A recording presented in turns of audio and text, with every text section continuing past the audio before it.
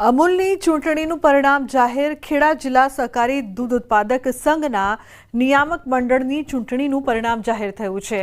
13 બેઠકમાંથી ભાજપના 11 ઉમેદવારે જીત મેળવી. જિલ્લાની બોરસદ અને કપડવંજ બેઠક પર કોંગ્રેસે જીત મેળવી છે.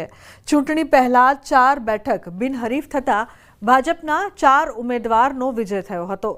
અમૂલના ઇતિહાસમાં પ્રથમ વખત ભાજપે 13 પૈકી 11 બેઠક પર જીત મેળવીને સ્પષ્ટ બહુમતી સાથે 15,000 કરોડનું ટર્નઓવર ધરાવતી આ સંસ્થા પર સત્તા હાંસલ કરી છે.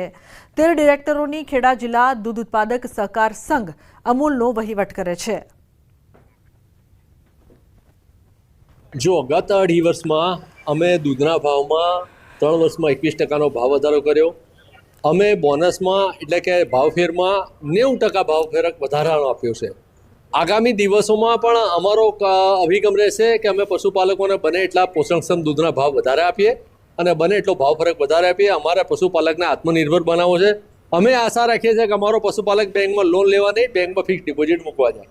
ખાસ કરીને બોરસદ અને આંકલાવના જે મતદારો હતા એને મારી પર 6ઠ્ઠી વખત સંપૂર્ણ વિશ્વાસ મૂકી અને મને જીતાડ્યો છે. વિરોધ પક્ષના જે હોય એમને 40 મત મળ્યા, મને 52 મત. સ્વરાજ મળ્યા પછી પહેલી વાર ભારતીય જનતા પાર્ટીના મેન્ડેટથી પસંદ કરાયેલા ઉમેદવારો અમૂલ ડેરીની અંદર ચૂંટણી લડ્યા અને તમામે તમામ સંપૂર્ણ બહુમતીની સાથે ભારતીય જનતા પાર્ટીનો ભગવો લહેરાયો. એની આજે ખુશી છે.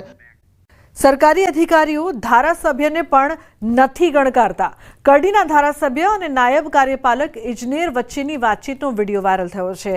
ધારાસભ્યએ નાયબ કાર્યપાલક ઇજનેરને ખાડા પૂરવા લોકોની હાજરીમાં ફોન કર્યો. અધિકારીએ ધારાસભ્યને સીધું જ કહી દીધું કે ખાડા નહીં પૂરાય. અધિકારીને કહેવા જતાં અધિકારીએ ધારાસભ્યને સીધી જ ના પાડી દીધી. એમએલએ નાયબ કાર્યપાલક ઇજનેર ઓજસ પટેલને ખાડા પૂરવા સૂચન કર્યું હતું. નાયબ ઇજનેર ઓજસ પટેલે લેખિતમાં આપવાની માંગ કરી હતી. ધારાસભ્યએ કહ્યું કે લેખિતમાં નહીં મળે, એમ જ ખાડા પૂરો. ખાડા પૂરવાની સીધી જ ના પાડી દેતા ધારાસભ્ય અકળાયા.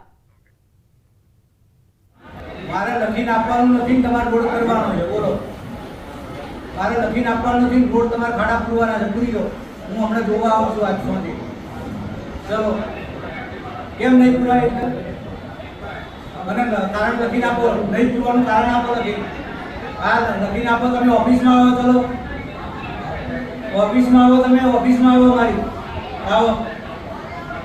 તમે આવી રીતે ઉદયની વાત કરો નહીં ચાલે મારી જોડે. નહીં, બિલકુલ નહીં ચાલે. હું કહું કે આ કામ કરવાનું એટલે કરી દેવાનું. હું કહું કે આ કામ કરવાનું એટલે તમારે કરી દેવાનું. હા ભાઈ, ખોટી વાત નહીં કરવાની. એટલે મેં અધિકારીશ્રીને આ ફોન ઉપર વાત કરી એટલે જરા થોડી એમાં ગરબડ થઈ એટલે પછી મેં અધિકારીશ્રીને પાછળથી બોલાયા ખરા. એમણે એમની ભૂલ પણ સ્વીકારી અને જે કામ કરવાનું મેં કહ્યું છે એ કામ કરવા પણ એ. અમરેલીના જિલ્લા પ્રમુખ પ્રતાપ દુધાતની ગેરહાજરીનો મામલો. કોંગ્રેસના પ્રવક્તા હેમાંગ રાવલનું નિવેદન. પ્રતાપ દુધાતના કાકાનું અવસાન થયું હોવાથી તેઓ હાજર નથી રહ્યા. કેસી વેણુગોપાલ દ્વારા કોઈપણ પ્રમુખના નામજોગ ટિપ્પણી નથી કરી. એની અંદર એમણે કોઈ જગ્યાએ નામ લીધું નથી. એટલે આપણે એ પણ એક સબળ મીડિયા તરીકે ધ્યાન રાખવું જોઈએ કે એમણે નામ લીધેલું છે કે નથી લીધેલું. જો એમણે નામ લીધું હોત તો હું એનો જવાબ આપે. જ્યારે નામ જ ના લીધું હોય ત્યારે મને લાગે છે કે એ બાબતને અને આ બાબતને આનુષાંગિક કરવાની અત્યારે હાલ પૂરતી આ જ્યારે આવો દુઃખદ પ્રસંગ બન્યો છે ત્યારે મને જરૂર લાગતી નથી.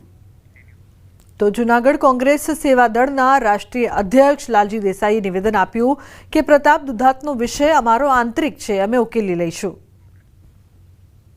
લાગે છે કે આ કોઈ એમાં ચર્ચાનો મુદ્દો નથી. અમારી આંતરિક મામલો છે અને અમે લોકો આંતરિક રીતે દરેકનો રિવ્યુ કરતા રહીશું અને રિવ્યુ કર્યા પછી જ્યાં જ્યાં એવું લાગે કોઈ લોકો સામેથી ના એમના પરિવારમાં દુઃખદ ઘટના ઘટી છે એ આપ સૌ. જૂનાગઢ કોંગ્રેસના પ્રશિક્ષણ શિબિરમાં રાષ્ટ્રીય પ્રમુખ મલ્લિકાર્જુન ખડગેએ લીધા નેતાઓના ક્લાસ. કોંગ્રેસના પ્રમુખોને પરફોર્મન્સ બતાવવા અલ્ટિમેટમ આપ્યું છે.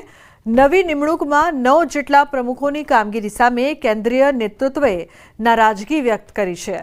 હોદ્દાને લઈને ઘરે બેસી રહેશો તો નહીં ચાલે તેવો સ્પષ્ટ સંદેશો આપ્યો છે.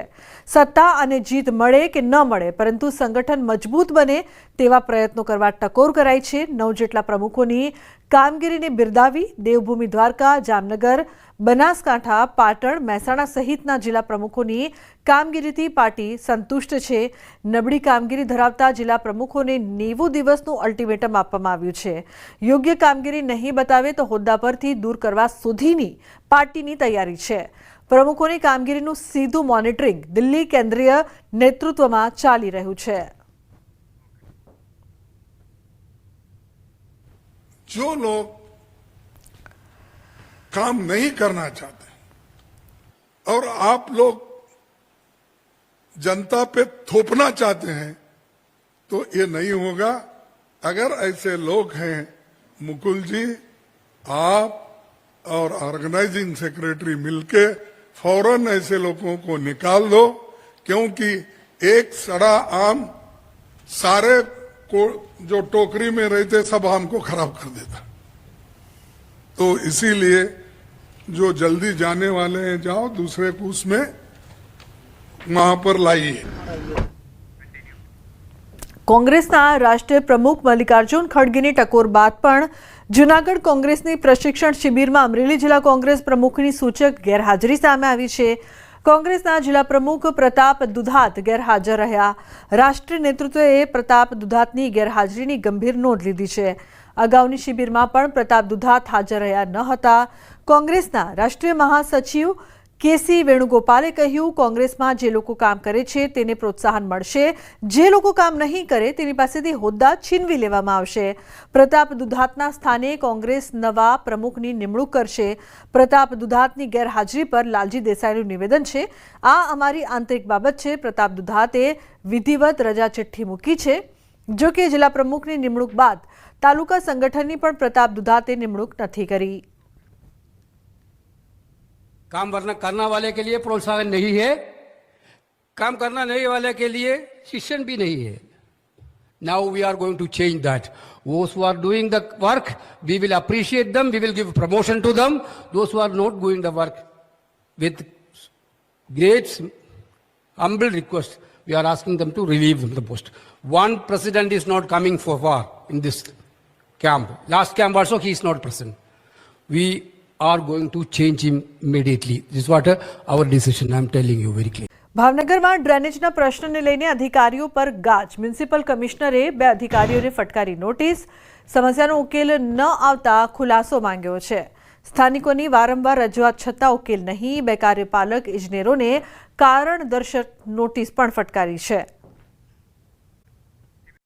સુરત નવી સિવિલ હોસ્પિટલમાં 4થા વર્ગના કર્મચારીઓએ હોબાળો મચાવ્યો છે. ટ્રોમા સેન્ટરમાં 4થા વર્ગના મહિલા કર્મચારી અને દર્દીના સગા વચ્ચે બબાલ થઈ. સફાઈ કર્મચારી જ્યારે કચરા પોતા લગાવી રહ્યા હતા તે સમયે દર્દીના સગા વારંવાર ચાલતા હતા. મહિલા તેમને ટકોર કરી રહી હતી, જેથી રોષે ભરાઈ દર્દીના સગાએ મહિલાને માર માર્યો હતો. સાથે અપશબ્દો પણ કહ્યા હતા. આ ઘટનાને લઈને 4થા વર્ગના કર્મચારી કામથી અળગા થઈ ગયા છે. પોલીસ ફરિયાદ નહીં થાય ત્યાં સુધી પોલીસ ચોકી બહાર બેસી રહેવાની ચીમકી ઉચ્ચારી છે.